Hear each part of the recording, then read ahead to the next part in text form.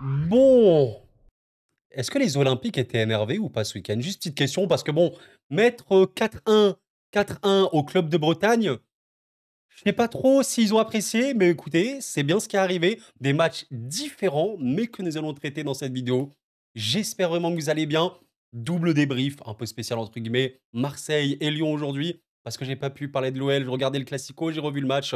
Vous verrez la partie sur l'OL un petit peu plus tard. Vous pouvez même choisir si vous voulez regarder que ça. Même si je vous invite à regarder toute la vidéo, évidemment. C'est ce qui m'encourage et ce qui m'aide le plus avec les likes. Merci à vous les gars.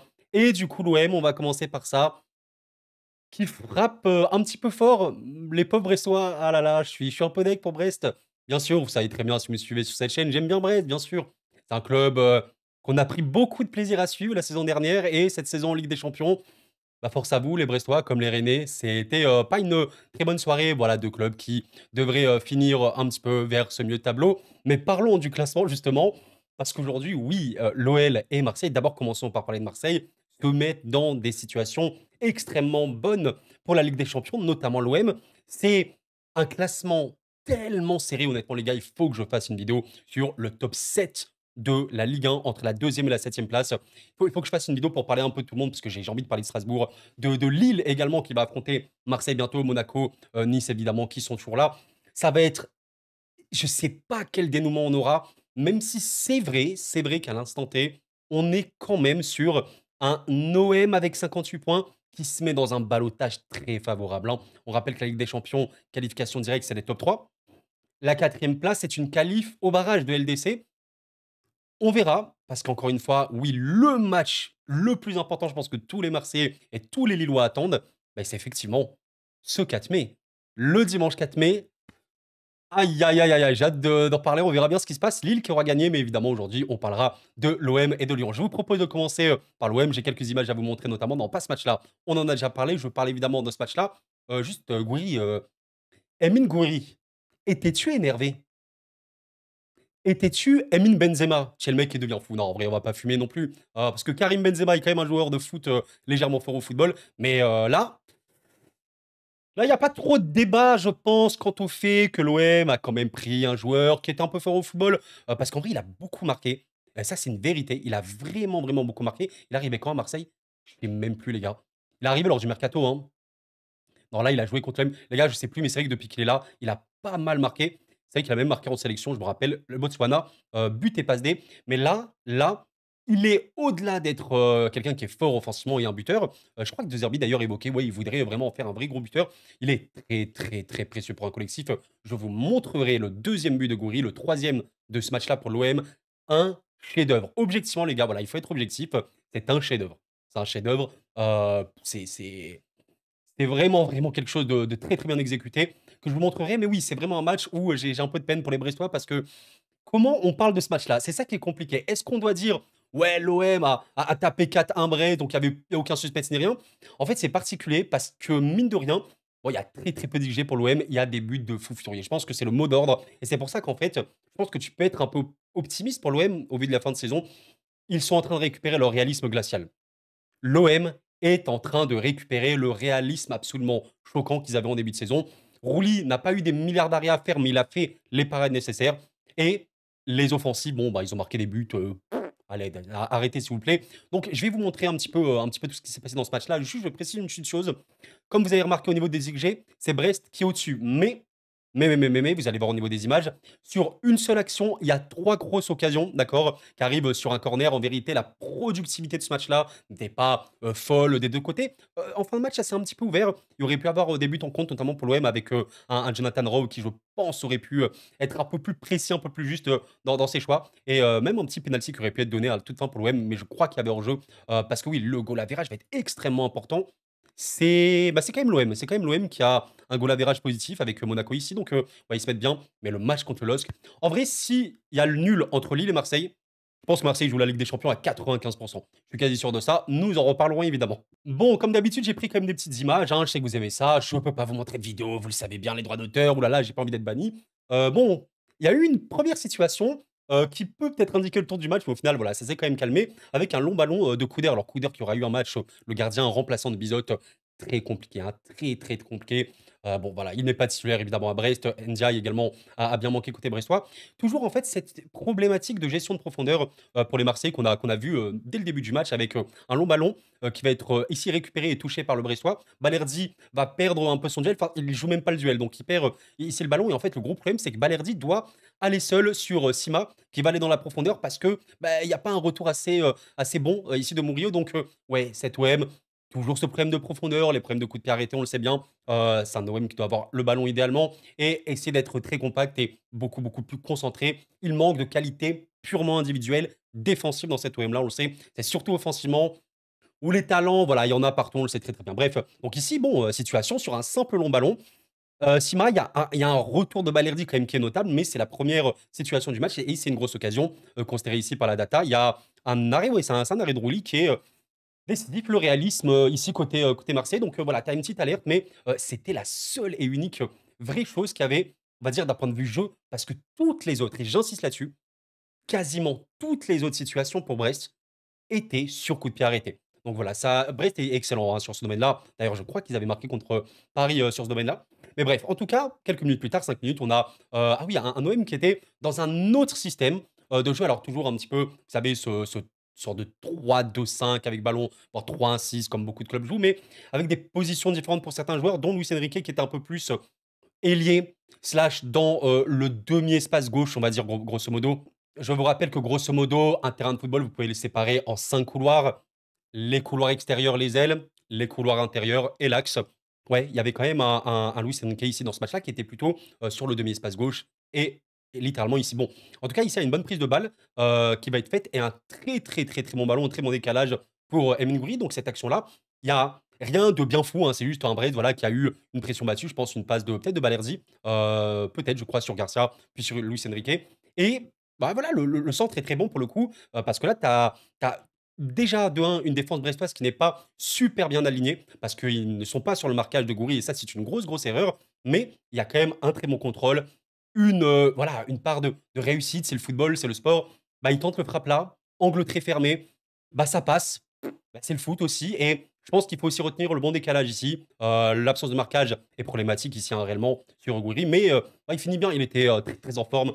Offensivement parlant, il met un triplé. Bon, le triplé, il y a quasiment rien à dire, mais il était très présent dans tous les domaines du jeu. Et il est largement, largement homme du match. Après, dites-moi, hein, si vous avez un autre homme du match, n'hésitez vraiment pas à me dire côté Marseille, évidemment, hein. Mais voilà, je vous ai pris un peu ce screen. Un OM qu'on pouvait voir toujours dans ce système avec 3 défenseurs. Ici, c'est Rongier. Parfois, c'est Højbjerg. Et toujours cette pointe basse, comme on peut le voir dans beaucoup d'équipes, comme le PSG que je connais forcément très très bien, avec voilà, sous ce genre de système hybride avec les latéraux qui sont très très hauts sur le terrain, qui essaient de couvrir en fait le maximum de couloirs possible, avec toujours des gars qui vont un peu décrocher, comme Lucien Riquet. Je vous le montrerai sur le deuxième but de Gouiri notamment. La méga grosse situation pour Brest, où il y a eu 3 grosses occasions d'un coup. Corner, ouais, problématique hein, sur corner. L'OM est, pour vous dire, je suis le PSG, on est également très très très mauvais là-dessus. Bon, le PSG, coup de pied arrêté, les gars. Je tourne cette vidéo avant Arsenal. J'ai peur, j'ai peur, j'ai peur. Bref, qu'est-ce qui se passe? Donc, Chardonnay, je crois. Tête, ils sont très bons, hein. Vraiment, je pense qu'il faudrait voir les stats. Mais je serais pas choqué si Brest, c'est la meilleure équipe, limite, de Ligue 1 en coup de pied, en duel aérien. Ils sont excellents là-dessus. À Jorg, d'ailleurs, il est élite. Donc, il y a bien un poteau, il y a une transversale. Voilà, transversale ici sur cette action. Le ballon va retomber. Il y a trop peu d'agressivité. Trop peu d'agressivité sur Ajorc ici. Il y a littéralement Balerdi qui est seul un petit peu sur cette action. Ajorc va tenter de frapper. Ça va être arrêté par Ouli. Et là, gros problème, grosse problématique. Sima est seul. J'insiste, les gars. Sima n'est pas marqué du tout. Alors, Rongier, il est un peu là, mais trop passif. Rongier, j'ai pas trop aimé Rongier dans un premier temps. Il s'est rattrapé honnêtement par la suite. Globalement, voilà, ça a été compliqué sur cette action. Bah, Sima, il peut trop facilement être là. Et bon, Rouli, il peut pas tout faire tout seul. Voilà, sur l'action un peu plus tard dans le match, vers la fin de la première période, pareil, regardez un petit peu, c'est un simple corner. Voilà, grosse situation. Il y a une tête ici, je sais plus de quel Brestois. Ah, le ballon, il passe littéralement au-dessus. C'est dur, c'est dur. Après, on peut se dire, c'est en fait un double sens. Brest est excellent dans ce domaine-là. Marseille n'est pas bon dans ce domaine-là. Donc forcément, ça crée un déséquilibre. Et Brest méritait de marquer au moins un but sur ce coup de pied arrêté. Pourquoi pas même deux? Ça n'aurait pas été choquant. Donc voilà, mais ça a été globalement les seules vraies situations pour Brest sur coup de pied arrêté réellement. Bon, bah les gars, enfin, vous voyez le football, parfois ça nous offre des leçons. Aujourd'hui, franchement, si on fait un bilan, peut-être qu'on fera un bilan, je sais pas, de la Ligue 1 globalement. Si on doit faire un bilan sur la fin de saison de l'OM, sur la saison complète de l'OM, si l'OM se qualifie en Ligue des Champions. Bon, on dira bien sûr que c'est une saison réussie, il y a pas de problème, normal.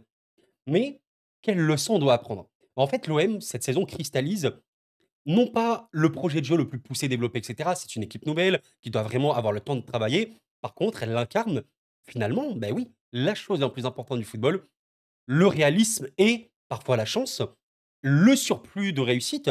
Exemple ici, il y a un coup franc qui est joué un peu à 2 machins. Il y a une frappe. Regardez la frappe où elle est, de Greenwood. Le ballon, il est très dévissé, je pense même pas qu'il est cadré. Ben il rebondit sur la cuisse de Chardonnay, les gars. Ça fait but. Quand vous voyez ça, enfin, quelle est la conclusion qu'on va faire? Sur ce match-là, l'OM, je vais pas non plus dire: «Ouais, machin, ils ont pas pris l'eau».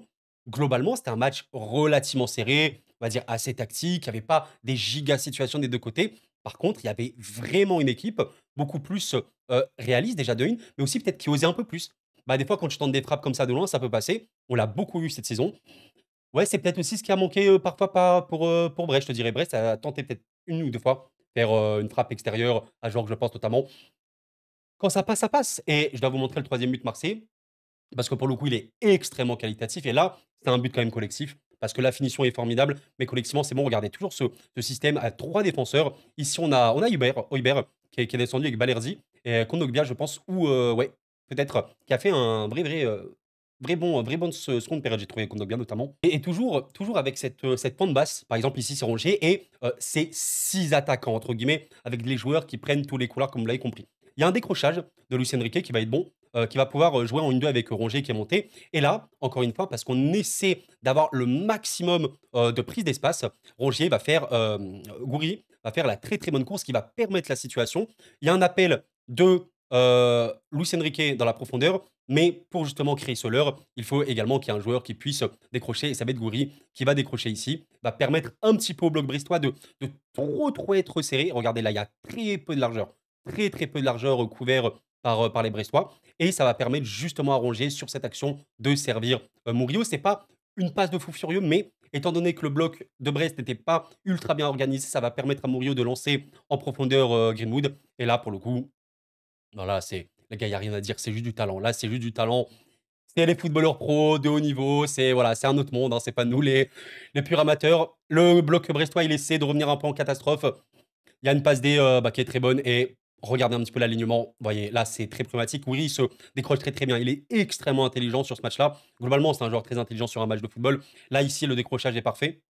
Regardez un petit peu, hein, trop bas. La défense brestoise, ultra mal organisée. C'est une vérité. Mais notamment grâce à ce décalage, grâce à l'action collective qu'il y a eu. Et là, ben les gars, bon, contrôle poitrine, s'il vous plaît.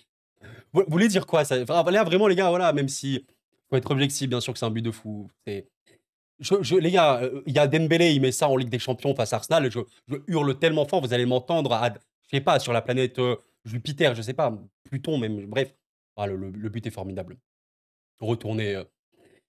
Ouais, et ça ponctue globalement une première période qui est fermée, qualitative quand même, où il n'y a pas trop de danger globalement pour l'OM.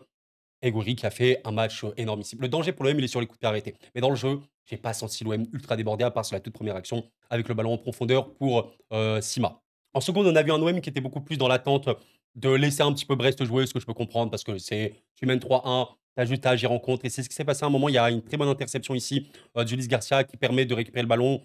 Rongier qui a fait une bien meilleure, seconde période, je trouvais même fin de première période. Peut récupérer le ballon, dribbler et accélérer le jeu. Ça va passer à Rabiot. Et regardez un petit peu, la passe ici, elle est très bonne. Et encore une fois, cette défense brestoise avec Aïdara bon, qui couvre, qui couvre Gouiri. Au final, le but a été refusé initialement pour hors-jeu, mais il n'y avait pas hors-jeu. Le ballon en profondeur. Il est très bon et la finition. En vrai, il est très intelligent. Encore une fois, il faudrait que vous revoyiez la vidéo. Parce qu'en fait, Gouiri fait. Il indique très peu de choses à coup d'heure sur l'action. Et à la toute fin, il se décide de tirer et il finit parfaitement. Donc ça a été un match évidemment extrêmement compliqué pour Couder. Bon, il a évidemment une très mauvaise note. Ouais, ça a été très dur. Mais intelligence de Gouiri ici pour le coup. Bonne. Bon, bah, voilà, t'es à 4-1, t'es à l'heure de jeu, il sort juste après. Après, tu emballes l'affaire, il y a quasiment plus rien à dire. J'ai quoi? Ouais, j'ai screen encore quelques petites séquences pour vous dire qu'il aurait pu y avoir d'autres choses. Par exemple, Raoult ici, un contre à jouer. Voilà, Lyon avait marqué notamment sur des comptes. Là, tu dois un peu mieux jouer l'action. Tu tentes une passe latérale. Il y a une récupération pour Brest. Il va avoir une situation assez dangereuse. C'était la grosse situation pour Brest en seconde période où ça va quand même être récupéré par la défense marseillaise. Mais ici, bon, c'est un peu dangereux, hein. C'est un peu dangereux comme ça, la passe en retrait. Raoult n'est pas assez sur le ballon, pas assez agressif. Ça peut être récupéré par Brest. Très, très, très grosse occasion. Mais là, comme d'habitude, vous avez retenu le mot. Bon, ouais, très gros arrêt de Roulis. Extrêmement réaliste, hein, globalement. Mais là c'était voilà, surtout une erreur ouais, de relance, je te dirais, pour les Marseillais. Et Raoult aurait quand même pu mieux jouer ce contre-là. Encore une fois, les contres. L'OM a agi en contre et c'est ce qu'il faut aussi, hein. Je pense que l'OM, c'est une équipe qui, face au bloc bas, a du mal. Par contre, pour attaquer l'espace, ouais, ça a largement la qualité pour faire très très mal. Ici, un très bon ballon, je pense Højbjerg, encore une fois, peut-être, pour Raoult. Raoult qui est explosif, qui est rapide et tout. Alors, ça défend quand même un peu mieux là, côté Brest. Ils arrivent à fermer un petit peu. Ah, je sais pas si Raoult il doit tirer comme ça maintenant. Au final, ça passe à rien, hein. Ça passe à rien du poteau. Regardez, hein.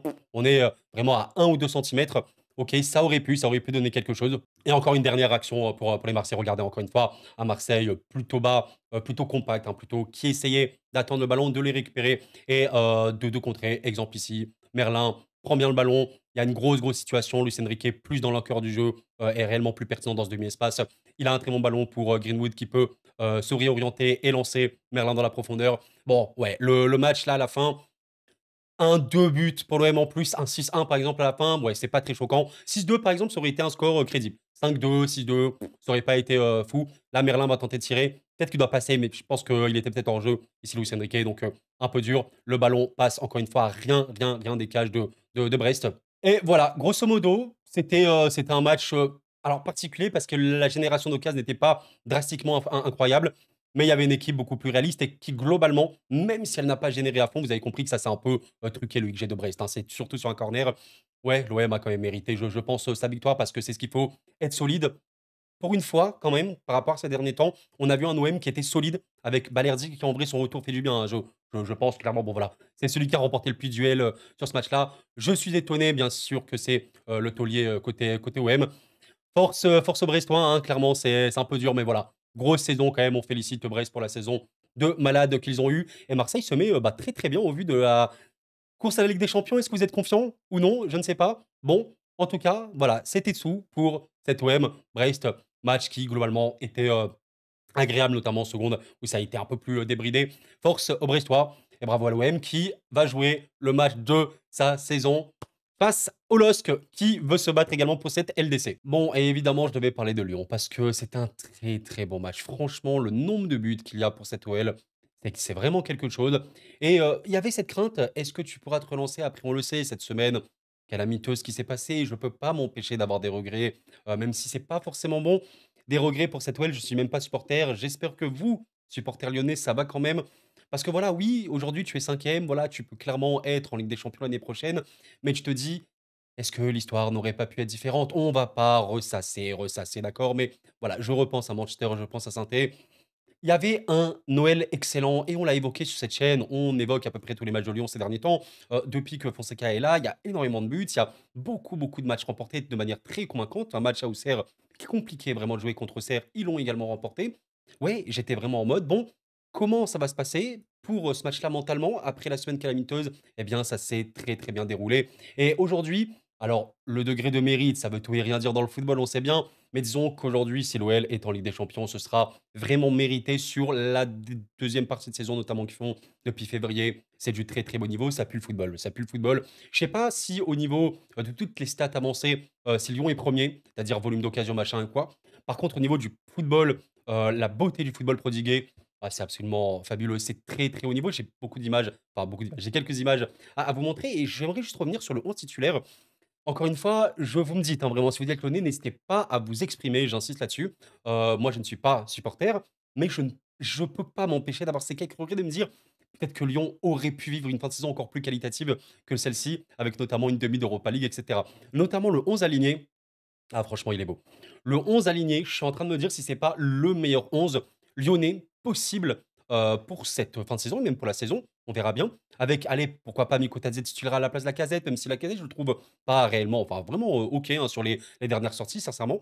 Mais ça pue le football. Quand tu peux aligner une attaque Tolisso, Almada, Cherki, la casette slash Mikotadze, Bon, les gars, rien que ce quatuor-là, il est évidemment élite en Ligue 1, il y a pas de problème là-dessus et quand tu as des mecs comme Tolisso qui heureusement, parce que les gars, j'ai eu super méga peur, heureusement que Tolisso n'est pas blessé parce qu'il était vraiment exceptionnel pour les Lyonnais et il a encore fait un match de très, très haut niveau. Bah, forcément, ton football est beaucoup plus simple. J'ai des images à vous montrer, mais voilà, au niveau des stats, j'ai vu, quelque chose, notamment Mathis, dont on parle un peu moins, qui était de retour dans le 11. Bon, il fait 7 récupérations dans ce match-là. C'est le numéro un côté lyonnais. C'est le Lyonnais qui remporte le plus de duels, sur ce match-là, 3 sur 3, 100 de réussite, extrêmement précieux. Et voilà, il y a eu des matchs globalement, des joueurs créatifs, Almada, Cherki, évidemment, c'est eux qui créent le plus d'occasions.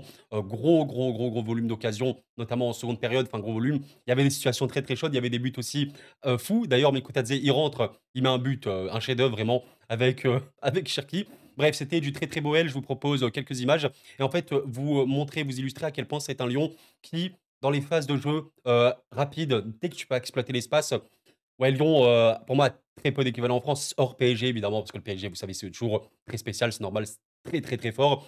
Hors PSG, les équipes qui attaquent le mieux les espaces, bah, c'est probablement Lyon avec Monaco et même Marseille qui a surtout des gros problèmes en bloc bas, face à des blocs bas, mais attaquer les espaces, ils savent également bien le faire. Mais en tout cas, voilà, là, ici, c'est le premier but. Donc tous les buts lyonnais sont, à peu près fous, honnêtement.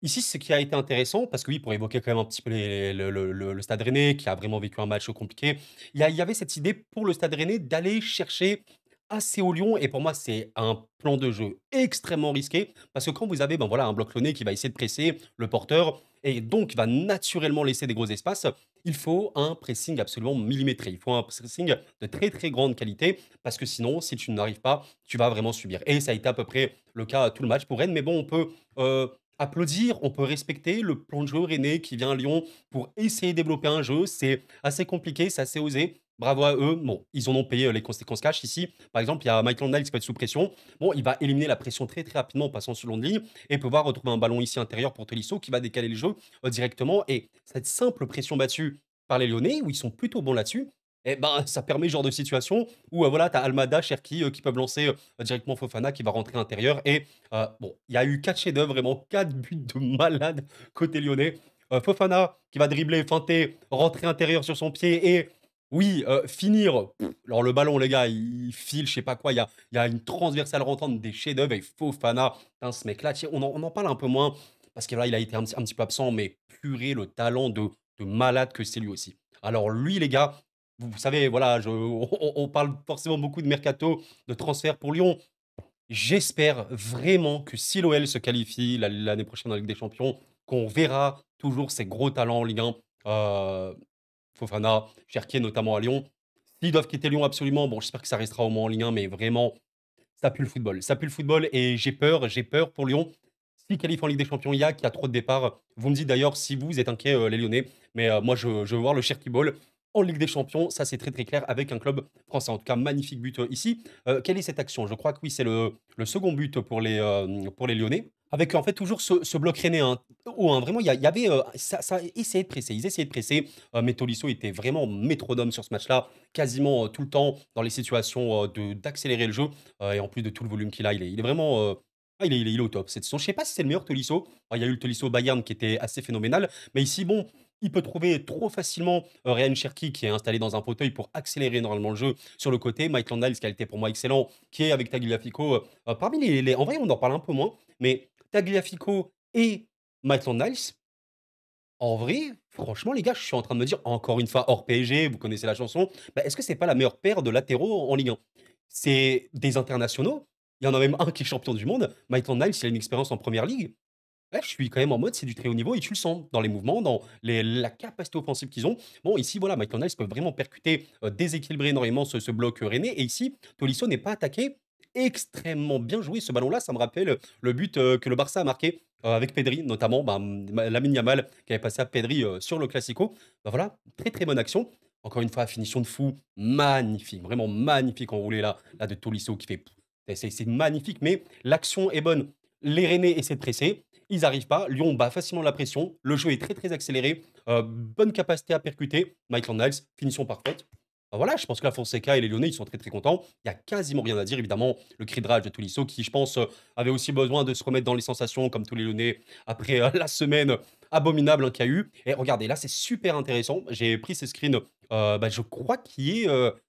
Sur le troisième but également, Lyonnais, je vous ai surtout pris les buts parce qu'il y a eu beaucoup d'autres actions, mais ici, regardez, il y a une pression très, très haute des Rennais, donc j'applaudis quand même parce qu'Habib Bey veut quand même instaurer un jeu côté Rennais que tu sens, même s'il faut que ce soit millimétré encore une fois parce que tu vois que Lyon a eu trop de facilité à percer ce pressing-là. Ici, ils vont tenter un long ballon et ça va être récupéré par les Rennais, mais il y a une contre-pression, notamment ici par Tolisso, qui est très très bonne, qui peut surgir dans les moments cruciaux. Et c'est important parce que Lyon est une équipe quand même qui reste relativement fébrile derrière. On le sait, c'est une équipe ultra ultra offensive qui doit être compacte et extrêmement transitionnée. Un jeu très très direct.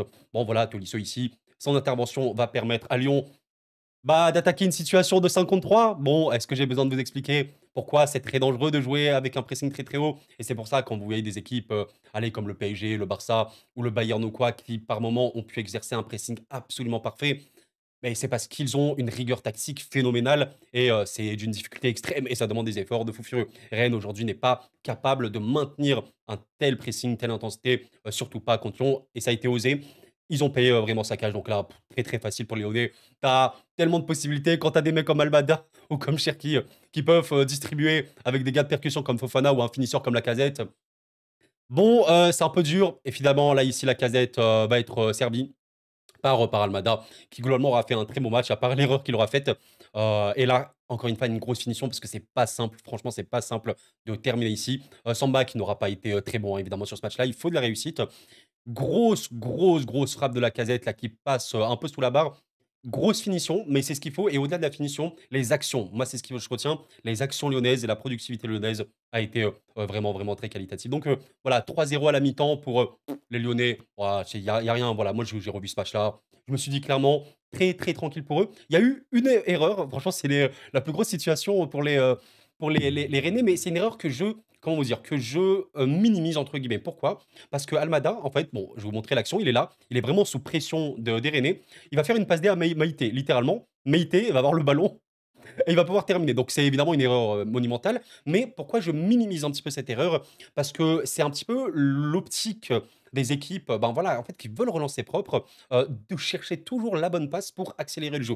Admettons, je vous prends un truc très bête, si la Almada arrive à trouver un bon ballon, par exemple intérieur, eh ben il y a une énorme, énorme, énorme situation pour les Lyonnais parce que tu as un, 2, 3, 4, 5, 6, 7 et 8 joueurs aînés. Vous vous rendez compte? 8 joueurs sur les 10 de champ qui sont éliminés par la passe d'Almada. Si Almada ici, par exemple, avait trouvé Cherki, vous vous rendez compte de la situation? Il y aurait eu but pour les Lyonnais. Allez, à 99%, je sais pas, il y aurait eu un contre en tout cas. Donc, l'idée, l'initiative, on peut la comprendre. Almada, comme Cherki, ce sont des joueurs de risque, de prise de risque. Et quand tu prends un risque, si ça passe, tu as un but, presque. En tout cas, tu as une grosse situation. Et si ça passe pas, eh ben, ça peut mal finir. Donc, évidemment, ici, ce n'est pas passé.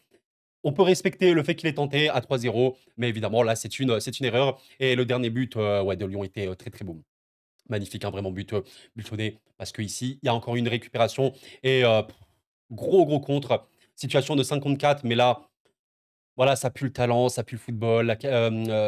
Mikotadze venait de rentrer. Il y a un ballon intérieur ici qui va être trouvé du coup pour Mikotadze, qui va réceptionner, qui va contrôler justement pour Ryan Cherki, qui va te faire une sorte de louche, une cloche là. Le ballon, vraiment, il cloche un petit peu le ballon dans un micro-espace. C'est pour ça que, putain, mais quand tu as ce genre de joueur, vraiment, je pense que vous êtes étonnés, vous vous rendez compte le talent que vous avez. Je vous jure, les gars, c'est pas pour minimiser votre club, mais les joueurs que vous avez, la plupart peuvent jouer dans des élites clubs mondiaux. Et j'insiste là-dessus parce qu'ils ont trop de talent et il faut les faire grandir. Et Lyon est très très heureux de les avoir, ça c'est clair. C'est pour ça que j'aimerais vraiment voir cette équipe en Ligue des Champions. Donc la passe pour Cherki pour Mikotadze, elle est magnifique. Contrôle poitrine, s'il vous plaît. J'ai pas screen le truc, mais il fait une reprise de volée littéralement après le contrôle poitrine. Ouais, Samba, là il souffre, le ballon il est sous la barre, il faut arrêter, hein, les gars. Le ballon il est sous la barre. Non, mais c'est un chef-d'œuvre, c'est un chef-d'œuvre. Et le pire, c'est qu'il y avait une autre méga situation. Parce que ce qui est bien aussi avec Lyon, c'est que c'est aussi un jeu vertical qu'on a compris très très fort. Et les passes en profondeur également. Ici, on regarde un petit peu Tessman qui était rentré. Voilà, il y a une vraie, vraie bon appel. La passe est très très bonne. Il peut prendre de vitesse. Et là, tu as une giga méga situation pour Mikotadze. Samba fait un arrêt de fou pour le coup, c'est le vrai gros arrêt de Samba ici. Le pire, c'est que le ballon, il atterrit sur Abner et il rate. Bon, les gars, grosso modo, match excellent hein, de Lyon qui se met vraiment dans la tête que la Ligue des Champions est possible. Il reste 3 matchs. 3 matchs égale 9 points. Ça va être très serré. Il faudra absolument, absolument battre l'AS Monaco, qui n'a pas remporté son match face au Havre. Si tu bats l'AS Monaco, je ne sais pas à quel point tu es en Ligue des Champions, parce qu'il y aura également un Lille-Marseille de mémoire qui sera hautement décisif. Mais oui, oui, l'OL est capable d'être en Ligue des Champions. Qu'avez-vous pensé de ce match-là? Il était très agréable à revoir, en tout cas en replay. Bah et voilà les gars, j'espère que vous avez apprécié la vidéo en tout cas, côté OL, côté Marseille. J'espère que vous avez regardé toute la vidéo entièrement, elle est très longue, je sais, pour un débrief. Mais voilà, on fait les deux débriefs d'un coup, j'ai pas pu sortir la vidéo de Lyon avant. Merci en tout cas d'avoir suivi, pensez au like avant de partir, ça m'aide énormément. Qu'est-ce que vous en pensez un petit peu de suspense là pour cette fin de saison? Ouais, j'aimerais faire, je verrai. Je peux pas vous garantir, mais j'aimerais vraiment faire une vidéo pour parler de ces 6 équipes-là. Un peu dur parce qu'il y a tout le traitement médiatique là, de la Ligue des Champions que je dois couvrir au mieux. Mais ouais, ça m'intéresse, c'est tellement imprévisible. Mais en vrai, c'est vrai que c'était plutôt serré. En vrai, si Marseille avait fait match nul ou défaite, ça aurait été ultra méga serré. Mais là, tu as quand même Marseille qui a 4 points de plus que Strasbourg, Nice et Lyon. Vous voyez un peu l'idée? Je pense que c'était Marseille. Je peux comprendre que tu es en mode ouais, attention quand même, on verra. Mais pour moi, voilà, là je me mouille peut-être un peu. Enfin, je me mouille, c'est pas mouillé.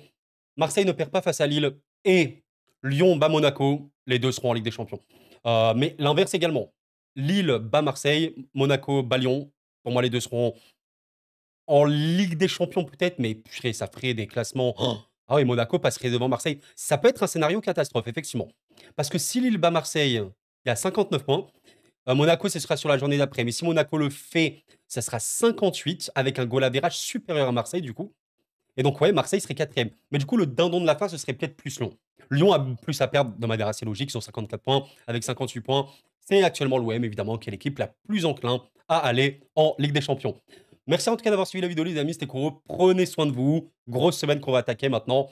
Et on reparlera de tout ça. C'était Koro et la paix sur vous.